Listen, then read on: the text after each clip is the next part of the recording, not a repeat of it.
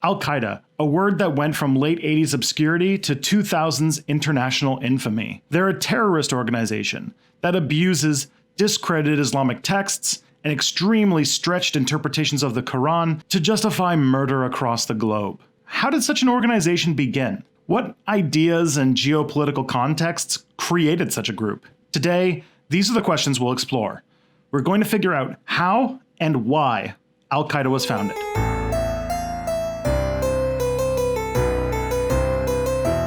Hi, I'm Tristan. This is Step Back. Be sure to subscribe and hit the bell notification to not miss a Step Back video every week. All right, so let's begin by going into a little bit of an intellectual history of what ideas Al-Qaeda is drawing upon when it founded itself in 1988. The first one we should talk about is the Salafist Movement.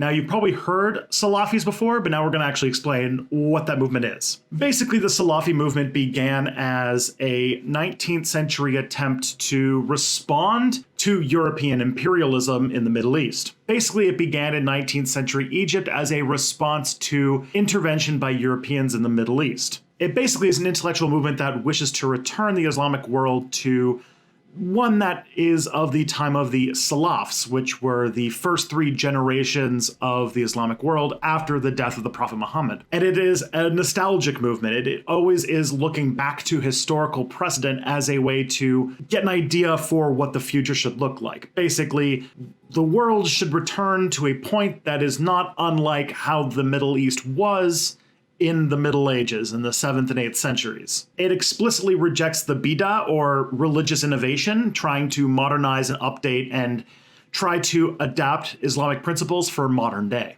And Salafis typically make up three major categories. The first one that makes up the most of the Salafis are called quietists. And as part of their belief system, they explicitly reject the idea of getting involved in politics. They believe that Salafism is something that should be practiced at home, in family, and not something that they should get involved with in the political structures in the world. The second group of Salafis would be called activists, who do get involved in politics. And the third, in the extreme minority, are jihadists. Jihadists are the group of the Salafis that want to use holy war and violence in order to create the world of the first three generations after the death of Muhammad. Most Salafis live in the Gulf states, especially in Qatar, the UAE, and Saudi Arabia. Also, Salafism is typically associated with Wahhabism, or as like a hybrid of this post-60s revival to try and move the Islamic world back to more traditional principles. There's a lot of associations with Salafis being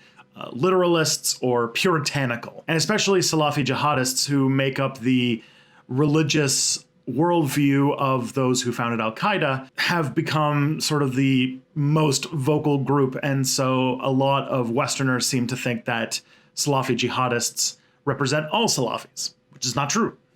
This is why sometimes you'll hear that those who support terrorism in the Islamic world are a minority of a minority. Not only are they a minority within the Salafi movement, but the Salafis are a minority movement within Sunni Islam, and Sunni Islam is but one sect of a large religion that has at least three sects active today. Now, Salafists will say that they actually belong to a much older movement that goes back all the way to the Salafiyah, the ancient Islam that they try to go to, but a lot of the quotes and things that they refer to are typically considered dubious when it comes to the standards of Islamic scholarship. For the most part, Salafis are depending on a small collection of medieval quotes. Salafis will also trace an origin to the 18th century philosopher, and just hang on a second because my Arabic is terrible, Muhammad bin Abd al-Wahhab, and many of his students. It began in a region of Saudi Arabia today called Najd, which was very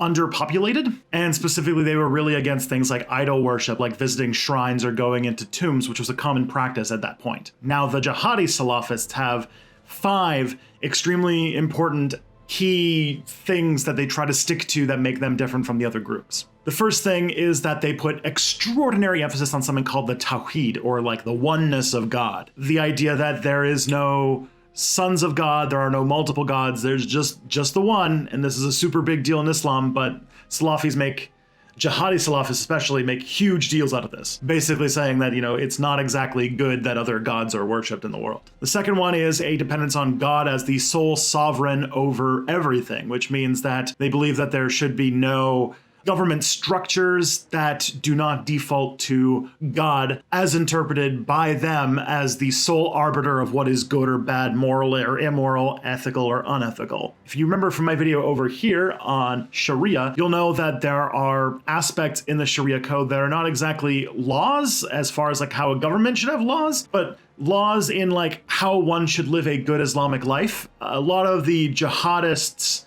in the Salafi movement would say that, no, those are literal laws that should be enforced. Of course, as I mentioned, there's the explicit rejection of bid'ah, the idea of religious innovation, the idea that religion can change or update over time in order to better fit the world that they live in. Islam itself is actually very scholarly and very obsessed with constant reformation, reinterpretation, and development.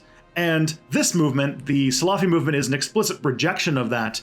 And on top of that, the jihadists believe that they should enforce that rejection with violence. They also believe in the necessity of something called the takfir, which is the idea that someone outside of the Islamic faith is an enemy and is permissible to execute. These people are very charming. And of course, that the most important thing for a good Muslim to do, according to the jihadi Salafists, is to commit holy war against the infidels and their states. If you get all that, that's basically the ideology of a Salafi jihadist terrorist. Many times, especially if you spend a lot of time on YouTube, you get a lot of people who seem to think that all Muslims are Salafis, and that, of course, all Muslims are also jihadists, and all of this is completely wrong. This is an explicit reactionary group within a reactionary group. Think of the Salafi movement something as like sort of a fundamentalist movement, and then on top of that, imagine a movement that uses explicit violence on top of that. And you generally have an idea of what this group is like. Most Muslims follow different schools and have completely different interpretations of the Quran and different interpretations of how Islam works and how it should develop. And some people don't think of it at all because it's religion. It's a part of your life, not your entire life. So as we move forward, let's talk about the two founders of Al-Qaeda and where they came from and how they fit in this movement. Let's start with the less recognizable one, Abdullah Yusuf Afzam, who, if you are involved with terrorism studies, you'll know is the father of the concept of global jihad. He was a Palestinian theologian and scholar who was one of the two founders of Al-Qaeda. And his whole contribution to this movement was he's the person who really advocated for both defensive and offensive jihad against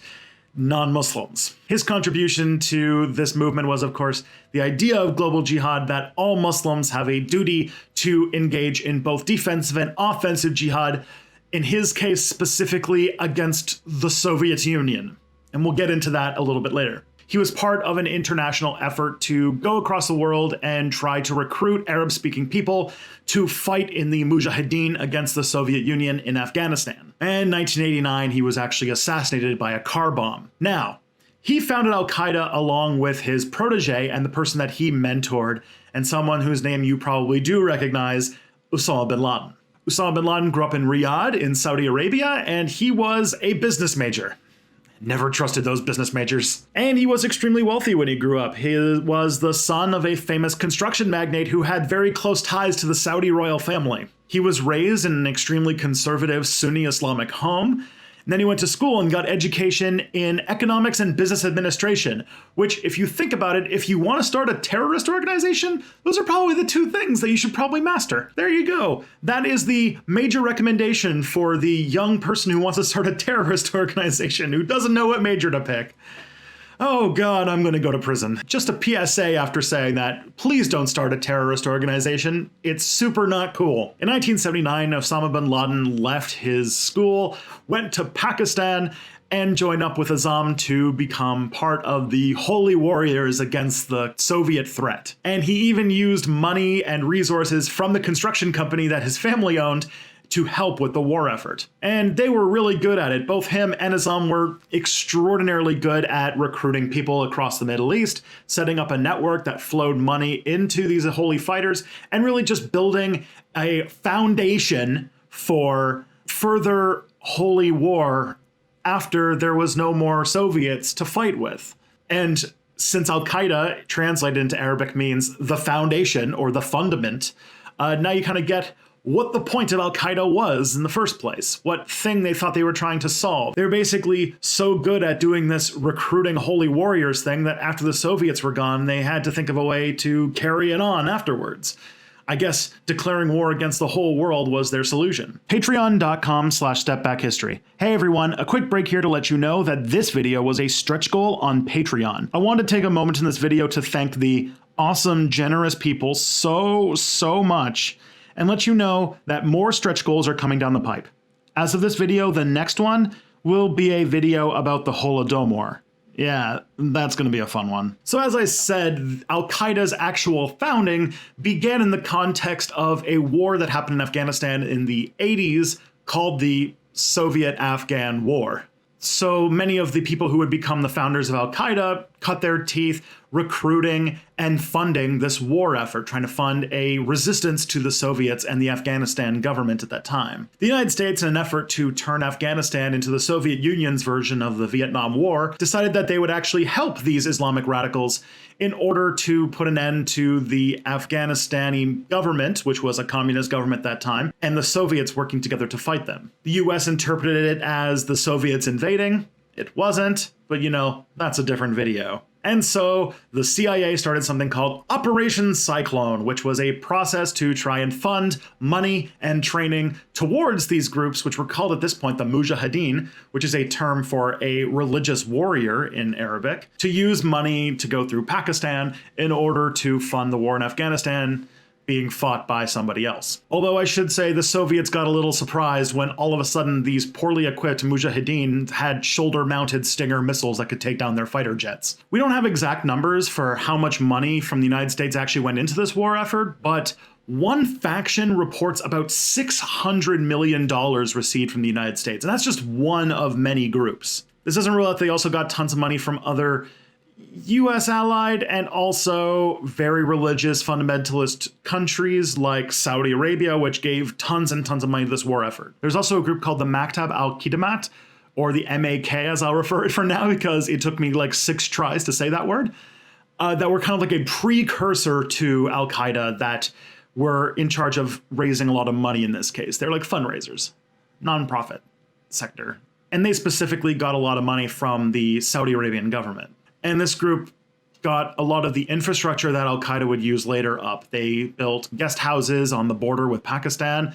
They started the training camps that you might remember. And they even had like houses around the world. In fact, they had one house in Brooklyn where they were going and recruiting Arabs who were fundamentalist Muslims in order to go and fight in the war effort against the Soviets. Bin Laden himself became really good at it. He was an expert at getting big petrodollars to get funded into this war effort. And as Al-Qaeda began to form and evolve on its own, the MAK started to build camps and training centers in Afghanistan rather than just in Pakistan. And it's reported that up to 35,000 people were recruited around the world in this period. And in 1989, the Soviet Union withdrew from Afghanistan, and actually the communist government in Afghanistan survived for another 3 years, but as again, that's another video. And the Mujahideen, with no Soviets to fight, actually found themselves sort of lost as to how to organize themselves. And this is where Azzam and bin Laden finally got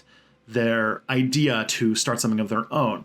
They realized that the Mujahideen had only been kept together by fighting one enemy, but they thought that they could make a difference by expanding the scope to non-Soviet people, the other countries, all of the infidels in the rest of the world. Specifically, they wanted to get involved more in places like Palestine and in Kashmir, which I haven't done a video about Kashmir, but somebody requested it, so I'll probably do one in probably 2019 sometime. The best estimate is that Al-Qaeda was founded at a meeting that happened on August 11th, 1988, in which they decided that they were going to make a singular organization that would be a platform for multiple unorganized terrorist groups to fund money and resources and people into them and promote a jihadist Salafi ideology in all of these conflict regions. And at the meeting, apparently there was notes saying that they wanted to lift the word of God and make his religion victorious.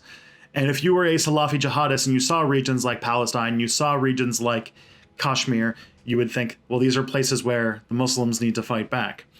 And that's what they planned on doing. I don't think the global takeover thing was really a thing for a very long time. If ever. I think ISIS is the only people who actually thought about that. And after Azzam died in 1989, the MAK was split apart, and most of them went along with bin Laden in the early nascent Al-Qaeda. And also in 1989, Ali Mohammed, a trained special forces officer from Fort Bragg in America, joined Al-Qaeda to be part of their strategic operations. Al-Qaeda, the base, the fundament, was now a new player on the world stage. What would follow this would be a heyday of destruction, culminating in the deadliest terrorist attack in history. It's a dramatic story that spans all over the globe, from Afghanistan to the United States to Sudan. It's such a big story that this is going to be the first part of a 4-part series I will release over the next few months. Next time, we're going to talk about Al-Qaeda in the 90s and its first decade on the scene as a player. In the meantime, I have a playlist on Islamic history you can check out to understand some more context. I want to thank 12 Tone for the Step Back theme song, as well as special thanks to all the fantastic patrons who made this video possible. I especially want to thank Don and Kerry Johnson, Colwyn Mani, Garrett Kwan, Michael Kirshner, Scott Smith, and James McNeese. Come back next time for more Step Back.